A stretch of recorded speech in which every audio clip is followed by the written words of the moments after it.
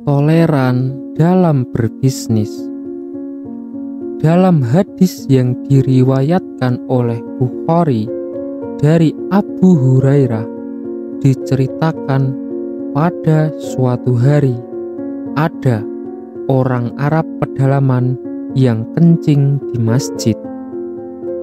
Nabi di Madinah pun mengetahui itu. Para sahabat yang melihatnya geram dan ingin memukul orang Badui tersebut. Namun Rasulullah Shallallahu Alaihi Wasallam mencegahnya dan menyuruh para sahabat untuk kerja bakti, menyiram dan membersihkan air seni laki-laki yang tak kenal sopan santun tersebut. Memang agak menjengkelkan sih orang Badui ini, yang disebut juga orang Arab pedalaman. Menurut Ibnu Hajar al-Asqalani, pengarang kitab Fathul al-Bari, riwayat ini memperlihatkan dengan jelas sikap toleransi Nabi dan keluhuran budi pekerti beliau.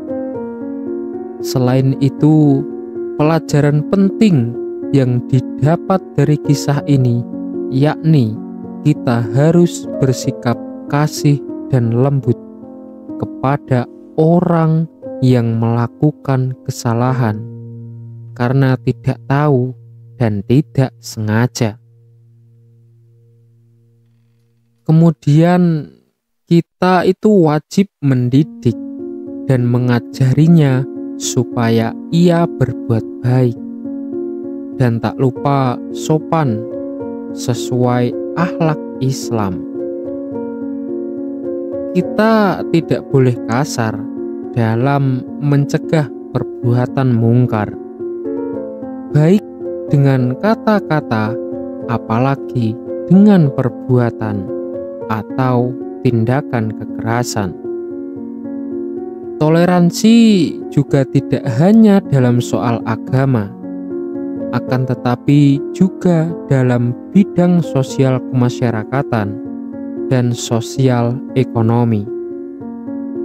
Rasulullah Shallallahu Alaihi Wasallam bersabda, semoga Allah melimpahkan rahmat kepada seseorang yang bersikap toleran sewaktu ia menjual atau membeli dan sewaktu ia menagih hutang. Hadis riwayat Bukhari dari Jabir ibnu Abdillah. Dalam riwayat lain terdapat tambahan kata, kemudian orang itu masuk surga. Hadis riwayat Ahmad dari Utsman ibnu Affan. Dalam hadis ini, menurut Ibnu Battal, terkandung pesan agar umat Islam bersikap toleransi dan menjunjung tinggi keluhuran budi pekerti dalam berbisnis. Sikap seperti ini akan mendatangkan kebaikan atau berkah bagi para pelaku bisnis. Doa Nabi Shallallahu Alaihi Wasallam kepada orang yang toleran dalam hadis ini mengandung makna keberuntungan secara finansial di dunia dan kemujuran secara spiritual di akhirat. Sementara dalam kitab Syu'ab al-Imam, Imam Baihaqi memberikan penjelasan tambahan.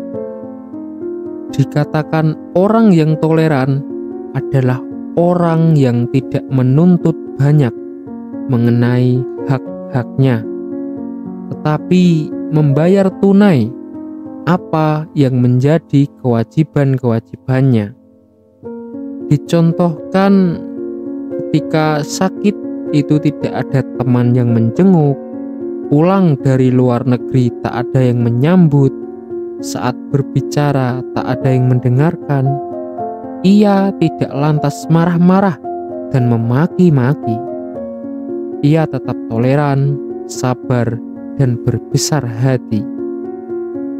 Jadi, pada intinya sebagai seorang pembisnis, kita diharuskan memiliki sikap toleran, baik kepada sesama pelaku bisnis maupun kepada para konsumen.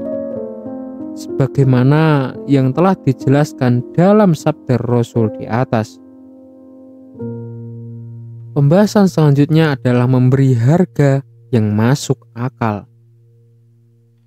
Rasulullah Shallallahu Alaihi Wasallam mempunyai strategi berjualan yang berbeda dengan pedagang lainnya.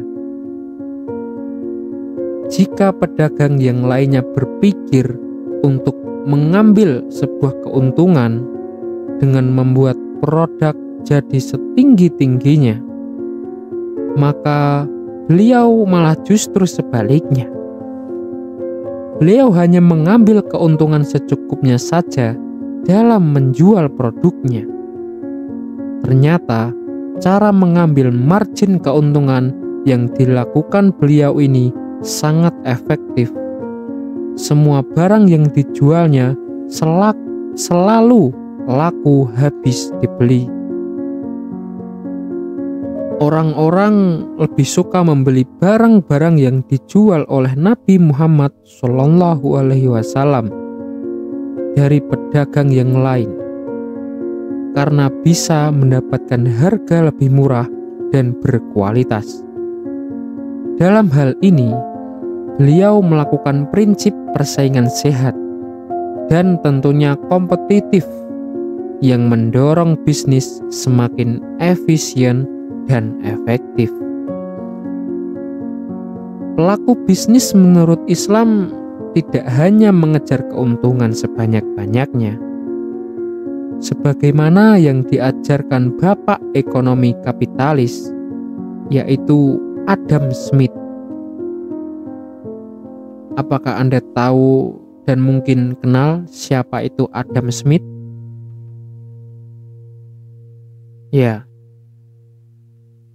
Tetapi juga dengan cara berorientasi kepada sikap ta'awun atau tolong-menolong sebagai implikasi sosial kegiatan sebuah bisnis. Tegasnya, berbisnis bukan soal mencari keuntungan materi semata, akan tetapi juga didasari keinginan untuk memberikan kemudahan bagi orang lain. Betapa mulianya jika perdagangan kita ternyata bisa menolong orang lain yang membutuhkan. Jadi, berilah harga yang masuk akal.